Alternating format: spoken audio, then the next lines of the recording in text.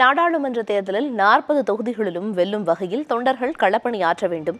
Michaung புயலை எதிர்கொள்ள சரியான திட்டமிடல் இல்லை என தமிழக அரசை கண்டித்து தீர்மானம் என அதிமுக செயற்குழு மற்றும் பொதுக்குழுவில் 23 தீர்மானங்கள் நிறைவேற்றப்பட்டுள்ளன.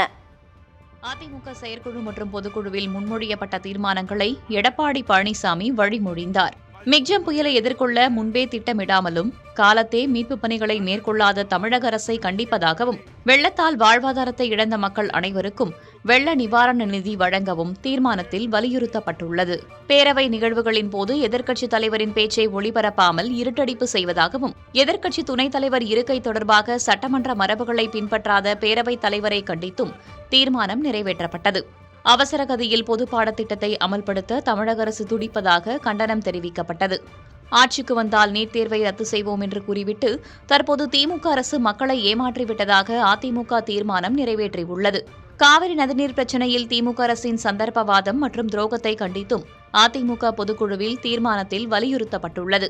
நாடாளுமன்ற மக்களவையில் நடந்த பாதுகாப்பு குறைபாடு கண்டிக்கத்தக்கது எனவும், பாதுகாப்பை வலுப்படுத்த மத்திய அரசை வலியுறுத்தியும் தீர்மானம் நிறைவேற்றப்பட்டது.